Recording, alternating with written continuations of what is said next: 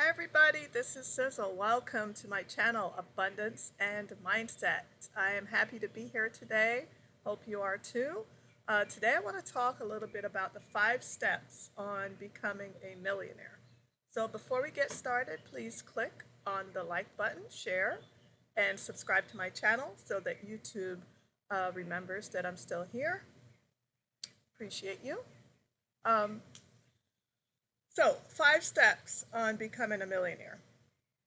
I've gathered this information from top millionaires, so I wanted to share it with you. If you want to be a millionaire, you want to unlock the success in yourself, you want to have all this money and all this freedom, all this awesome stuff. There are 5 steps, 5 things that I think you should focus on when it comes to the strategy behind becoming a millionaire.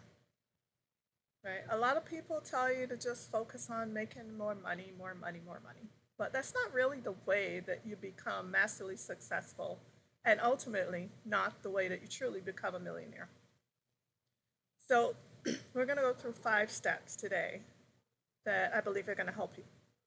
Step number 1, understanding that becoming a millionaire should not be a goal. That should not be your goal. So think about that for a second. I know we're saying there are steps to becoming a millionaire, you want to be a millionaire, but that should not be your focus, your number 1 goal. When becoming a millionaire is your goal, it means that more money is ultimately the goal that you want. Make more money, make more money, make more money. If your only goal is to make $1 million, usually what happens is you spend more money. You spend more money along the way. You probably know somebody who has done this. You know, anybody that has been successful or made a lot of money, as they make more money, they spend more money, right? So if our only focus and our only goal is make $1 million, then what ends up happening is you make $1 million, but you're not a millionaire, right? You barely have any money in the bank because you're too busy bragging about how much money you have and spending all of your money to impress people, but you don't have control of your expenses. Think about how many professional athletes make 60, 70, 80 million dollars and end up with nothing when they're finished with their careers, right? They're not millionaires. They've generated millions of dollars, but there's a difference in generating millions of dollars and being a millionaire, right? So step number 1, focus on your expenses. Get control of your expenses. When you control your expenses, you're really focusing on creating freedom for yourself. You want to be controlling your expenses while increasing your income, right? You can become a millionaire making, I don't know, $1 million. Or you can become a millionaire after making like 18, 19, $20 million. It all really has to do with your expenses. What happens is a lot of people in today's age, it's simple to get out and build a website, build a business online. It's easier today than it ever has been. Even still, people say, man, I got to get on my computer, I got to spend 4 hours, 5 hours, I got to do this, I got to do that. You used to have to drive hour and a half or hour into work and an hour and a half back, 3 hours in a car just to get to and from work. So building a business no longer requires all of this minutia, these obstacles that used to be there, right? Before the existence of the internet. So making the money is so much easier now. But we're not focused on controlling our expenses. And the downside is spending it is so much easier. We have so many external influences, right? You get on your Instagram account, you see the person that just bought the brand new Ferrari, the really nice Lambo, the really big house, this awesome epic trip on a yacht. And as you're making more money, you're thinking, I should be able to do that because that person's doing it. And so you're spending because you're being externally influenced by other people. And all of that comes from existence of the internet, social media, and all of those things. So number 1, being a millionaire should not be your goal. focusing on making $1 million is not the end result. What you want to do is focus on increasing your income while controlling and decreasing your expenses. Step number two, and this one is really important. The first thing that you want to do in this pathway is get your income to a place where you can just pay your bills. You can just pay your bills, but you can also save more money. In other words, we're looking to increase our income to a level where we can comfortably pay our bills. All of our bills are taken care of, all of our expenses are under control, and now we're paying our bills. Now, we want to take any additional money and we want to save it. What are we saving? Okay? Save it for future investments. You may want to save it so that you invest in startups. It's so much easier now to invest in startup businesses. You want to save it for real estate. You all know that there are vehicles to having success, stocks, building your own business. I was referred to as internet marketing, and obviously real estate. So save some of that money for real estate and save some of that money for your business. At the end of the day, whatever your long-term plan is or your method for generating more income, it can't happen if you're living paycheck to paycheck. So you've got to keep working on your budget so that you can save. So essentially, the second step is getting your bills in order and then creating this plan to save. Save for future investments, save for real estate, and save for your business. That's one thing that business owners tend to forget. Running a business, it costs money. There are expenses. So you've got to, just because you're making good money doesn't mean that you should go spend it all. You need to save it so that you can reinvest it into your business so that you can make even more money.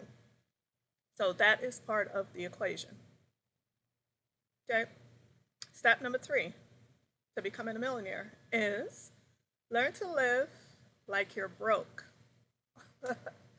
That's a tough one for some of us. So anyway, how many of you have seen this pictures of Warren Buffett, who's lived in, he doesn't dress flashy or act flashy, all these things, and then you've heard the same thing about Bill Gates. Somebody just recently online, I just saw a picture of Bill Gates standing online to get some breakfast somewhere in Seattle, and it was kind of interesting because the topic or the way that they were portraying it was, look at Bill Gates. He stands in line just like everybody else. He's eating $4 breakfast and burrito just like everybody else. And I saw some of the comments like, yes, but he has, a 30,000 square foot house, a yacht, 2 airplanes, yada, yada, yada. So, but the idea about living like you're broke truly means like you're living like you're broke. So that's the end goal. And it's only the end goal for a short period of time, right? Once your monthly income goes from your investments and everything you've invested in is exceeding your income that you're making from your business or, from work or job or wherever it is that you have your income from, that's when you're truly independent, when you have this passive cash flow. And until then, it's important to live like you're broke, but make good investments. Okay, step number 4, work on your passive income assets. Let's talk really quickly about what passive income means. What it doesn't mean is to sit back, relax, do nothing, and just get rich, right? Passive income is work, and it takes time to build. It's not something that's quick, but here's the thing. It's a strategy that pays in the long run, right? That's because with passive income, you're no longer trading your time for your money. Once you build passive assets, you can do what they call income stacking. You continue to grow more and more and more passive income assets. Now, usually passive income assets, when we think about it, we think about real estate. Right, we'll talk about next. But there are other ways to create passive income. You can invest in other people's businesses. You can invest in startups. And that's something that you can look into. All right, so when we talk about passive income stacking, so if your job pays you a lot of money, it's not spending more hours at that job because, again, you're trading time for money and you only got so much time in a day. If you're at a level where you're maxing out the amount of time that you're spending and doing your job or working on your business, but you're not at that millionaire status yet, not at the millionaire level, there's no way for you to get there. There's not enough time in a day. So on the flip side, you may be a business owner where you do really trade time for money. The more time you spend on your business, the more money you make. But to chase true financial freedom, a different topic for another time, but complete financial freedom where you're not trading your time for money is really where your end goal should be. If you want to be a millionaire, it is so much better to be a millionaire with passive income than active income, right? It doesn't mean you just sit back and you do no work. There's a lot of work involved in income stacking, really is. So getting one rental property and maybe getting another, investing in someone else's business, investing in this, investing in that. But at the end of the day, once that's done, it's done. You no longer have to trade that time for money. Whereas with your business or your job or anything else that you do, active income, at the end of the day, you really are trading time for money, right?